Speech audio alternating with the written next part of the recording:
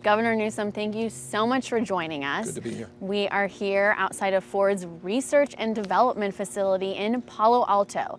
Now, 2 years ago, you signed an executive order to phase out all gas-powered cars by 2035. Since then, the state has dumped and has committed to dumping in $10 billion.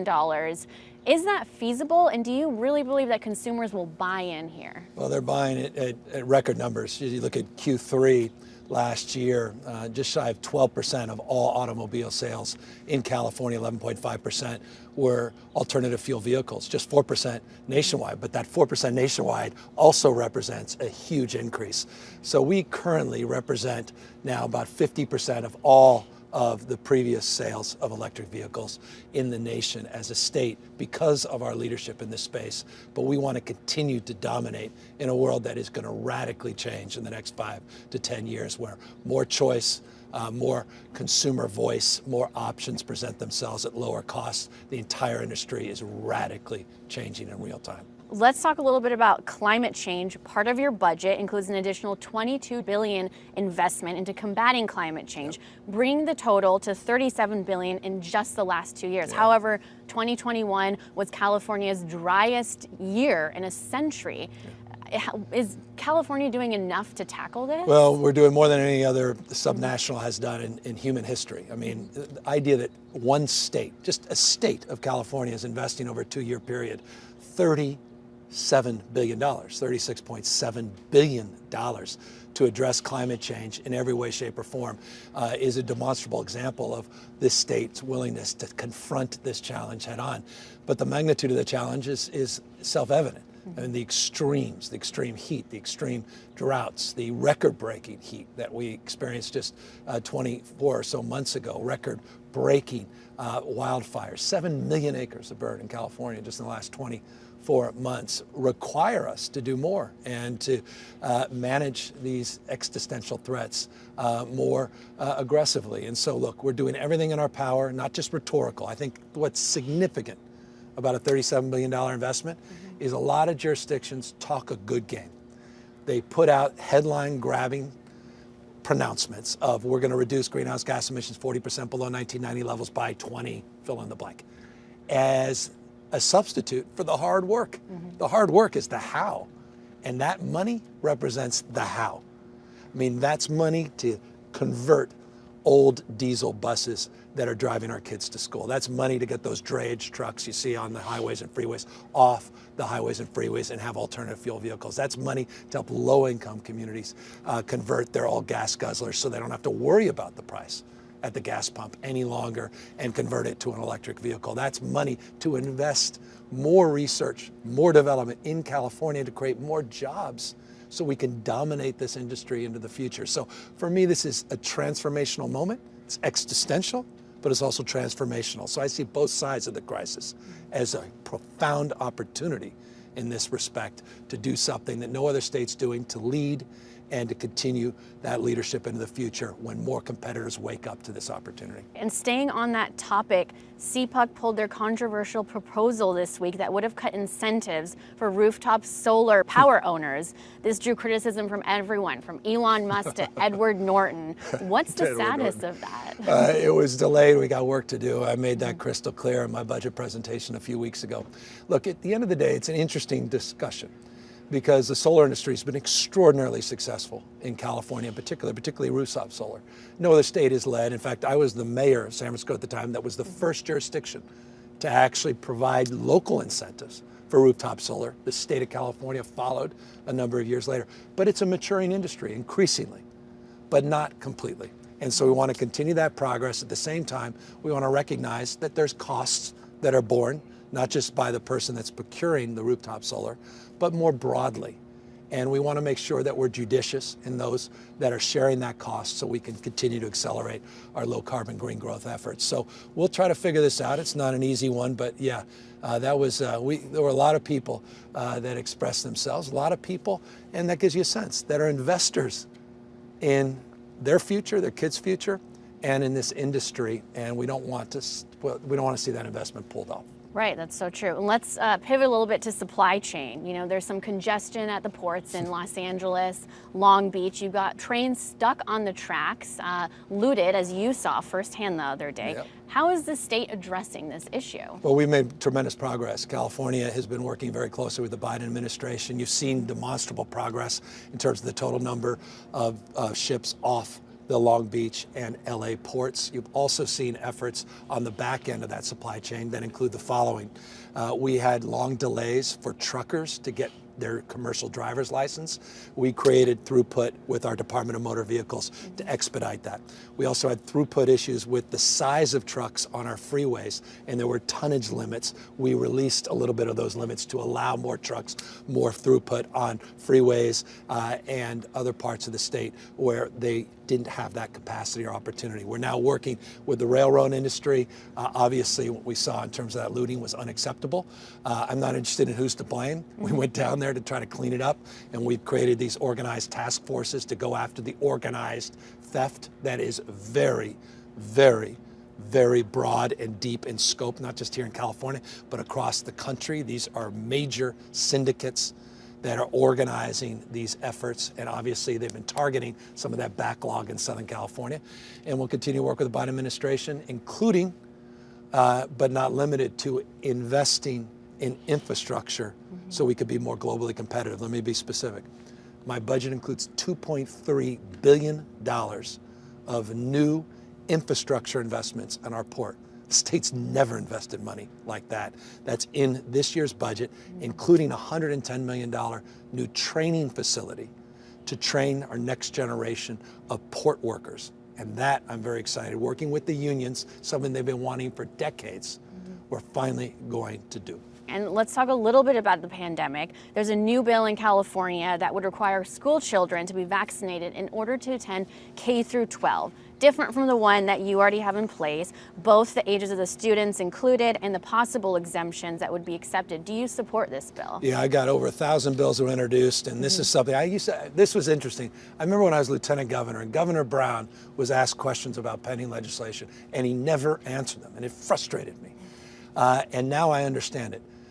Just last week, there was a bill which I was inclined to be supportive. It had nothing to do with this. They radically amended it just a few days ago, and now it's a bill that I can't support. We're not going to talk about any pending legislation except to say this, that we have led the nation in our vaccine efforts, keeping people healthy and safe, and keeping them in person in school. And I'll just note that 12% of the nation's school population is in California, less than 2% of the nation's school closures are in California, because we're leading with science, we're leading with masking, and we're leading with common sense. So I appreciate the spirit of what they're trying to achieve. Obviously, I advance that through our health order version of that, but what version comes through the legislature, we're going to watch that, monitor that. It won't be for many, many months, so I don't want to get into the weeds just yet in that. You announced the return of COVID paid sick leave in California. Do you see this as a model that can be adopted throughout the rest of the country? Well, it should be. I mean, look, if we want to get this pandemic behind us once and for all, we want to keep people healthy and safe. We don't want people coming to work when they're sick and symptomatic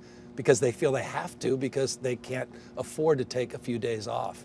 And so I thought this was pragmatic. Good for public health, good for public safety, broadly defined in terms of the issues related to our emergency response, EMS workers that are overwhelmed, issues related to our emergency departments that are overwhelmed, our hospitals and the capacity for the rest of us to access those for non-COVID related emergencies. It's also important to keep our economy moving, because you don't want workplaces to shut down as a consequence of workers coming to work knowing they're sick but couldn't afford, again, to stay home. So we worked with businesses. We worked businesses large and small, and then we offset that burden with the opportunity to provide billions of dollars, $5.5 billion of new R&D tax credits and net operating loss opportunities, and hundreds of millions of dollars for other tax incentives for small businesses.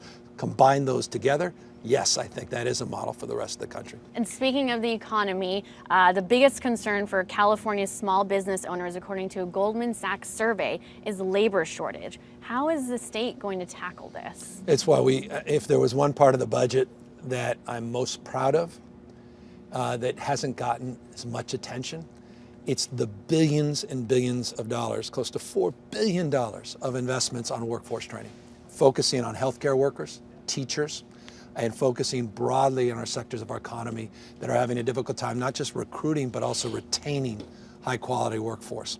And this is the most significant and profound component as well of our climate change investments, because it also focuses on supporting the workers that are traditionally in the fossil fuel industry to provide that transition that's not rhetorical, but that literally substitutes the wages and the supports to provide that transition in a way that does justice in that transition to the workers that help build the economy in the middle class as we know it. So that's a component of our efforts.